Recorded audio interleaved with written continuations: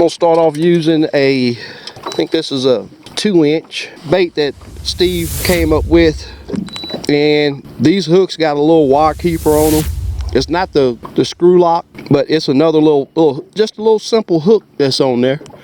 And let me tell you, that thing holds these baits super good.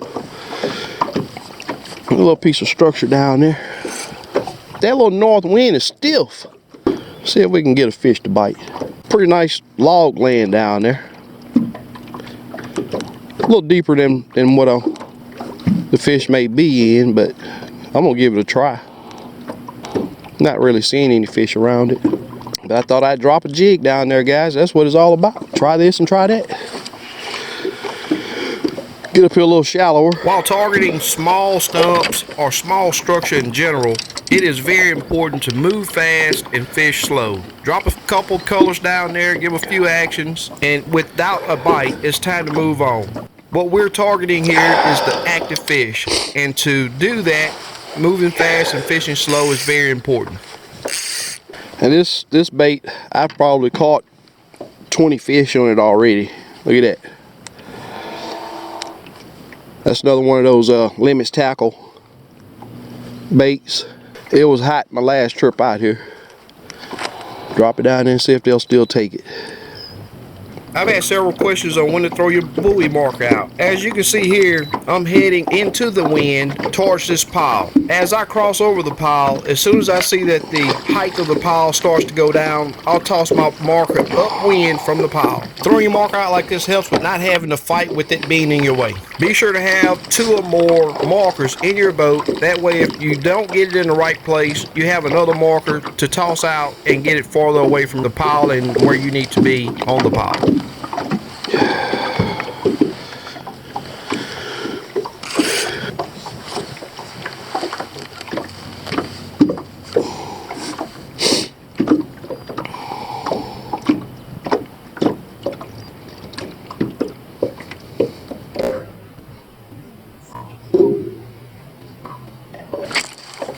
And there we go.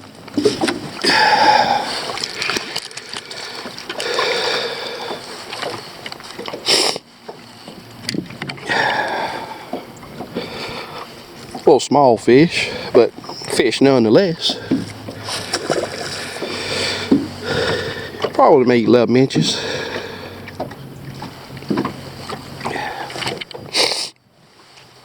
Structure is the key, guys. It's not the only key, but it's the key that I use. I usually always start with the jigs that work best on my last trip. However, as I always say, never get locked on to a color of jig. Changing is very important.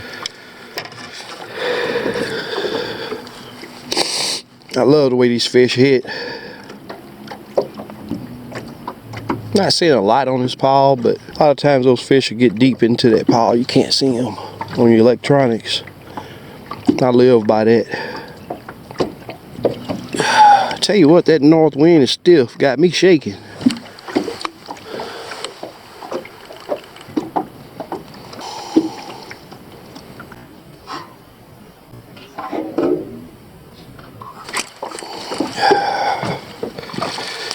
That's more like it.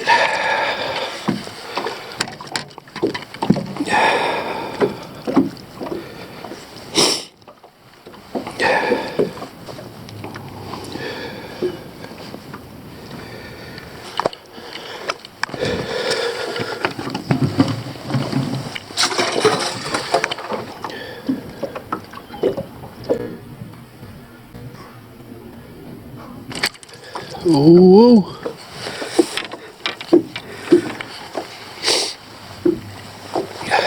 It's awesome to have ideal weather conditions, but I really enjoy the added challenge when the weather is not so nice. But do know you must be prepared for it. Having a jacket that protects you from the wind is very important. Fleece is very comfortable, but the wind goes straight through it. And be smarter than what I was being here. Be sure to use it. Changing jig colors is an important step that is skipped by several, but it's well worth the time and effort changing and usually always pays off. It's all trial and error. there are no specifics that tells you what color to use. Two-poling can really help find the bait of choice for that day and that time. I don't think I can stress enough the importance of having several pieces of structure to fish, and I prefer areas with several small stumps.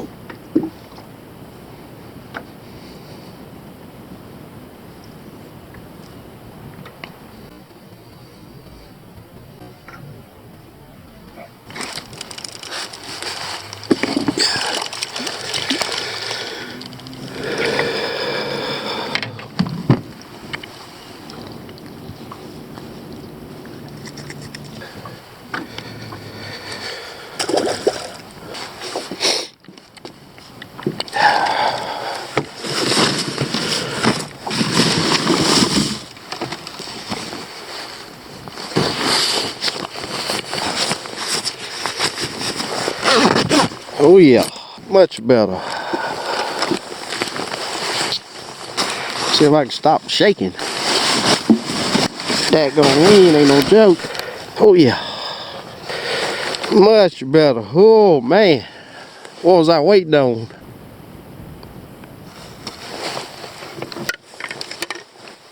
This is my first time testing the structure in this area, and moving fast, fishing slow helps eliminate unproductive piles. The 3 to 5 minute rule really apply when testing small pieces of structure. Never waste time on unproductive piles.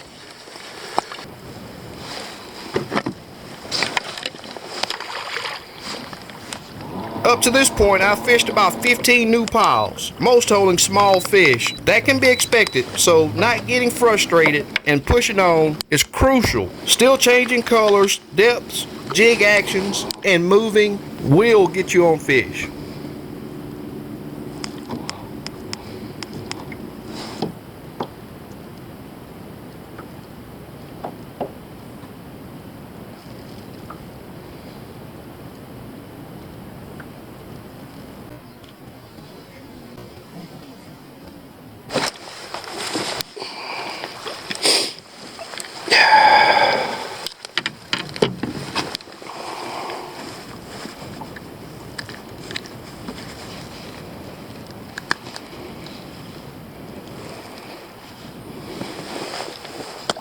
Small twitches, slow raises, slowly lowering the jig, and swimming the jig towards and or away from the structure are great actions to apply to entice crappie to bite. A few more small fish on these colors and I'm going to have to change. There are times that I've seen the bigger fish just not care to hit a certain color, although the little guys will eat it up. Looks like it's going to turn out to be a pretty decent day.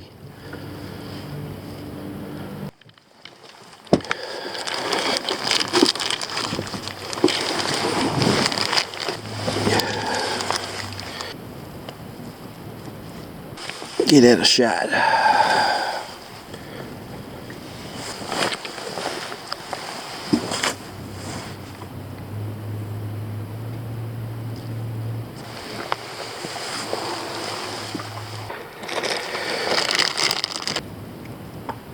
This color combo from Limits Tackle has been in my boat for about a month, and Steve has been on me to give it a try. Well, here it goes. Let's see how it works out.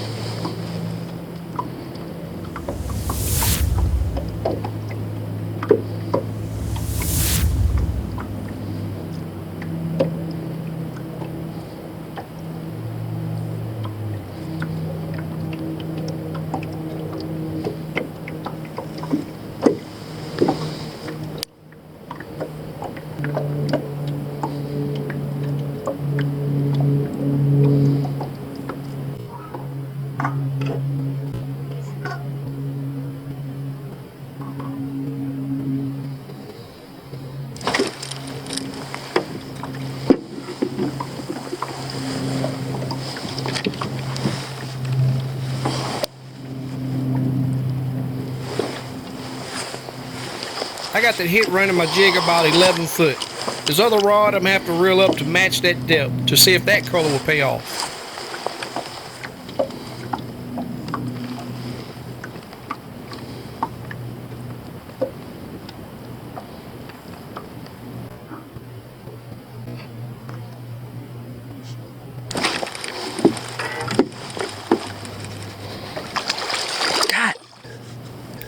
Seem like Steve is on to something.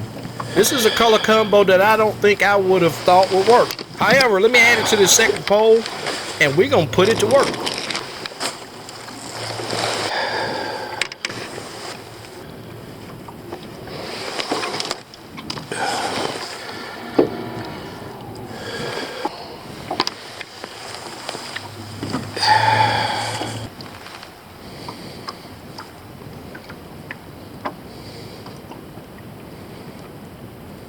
One thing to remember about these small spots, a lot of times there could only be 1, maybe 3 active fish. So be sure to use that 3 to 5 minute rule so you don't waste a bunch of time in unproductive water.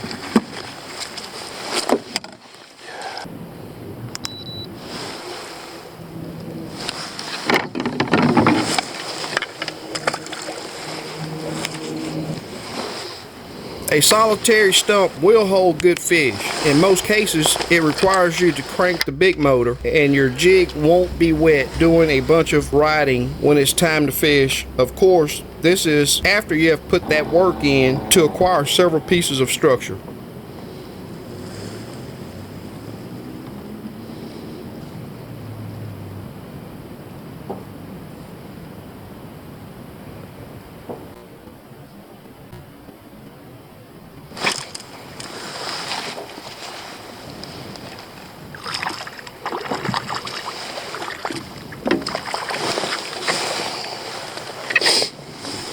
Up to this point on the trip, as you've seen, most of the fish that I've caught has been throwbacks. Let's see if we can find some that's right for the live weight. I'm sure glad to see that sun coming out. Hopefully my sniffing and hard breathing wasn't too much for you guys. It was a cold, cold morning, and that north wind was very hard to deal with.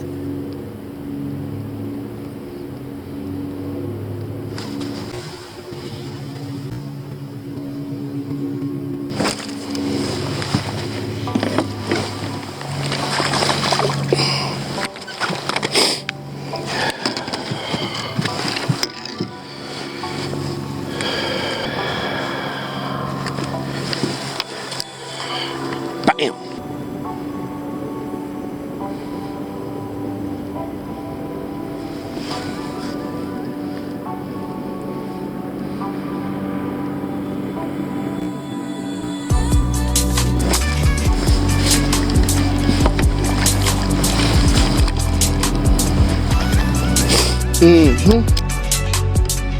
Getting better.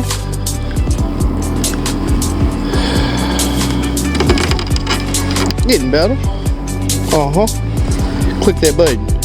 A big old thanks to those of you that have subscribed, and those of you that have not, please do so. If you enjoyed the catches and tips, please give me a thumbs up. I'd really appreciate it. Part 2 coming soon, and you better believe there's going to be some good catches, along with more tips and tricks. As always, thanks for watching.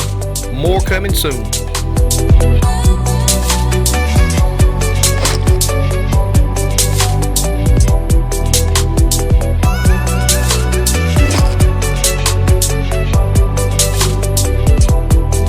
You can subscribe by clicking on my mug right here in the corner.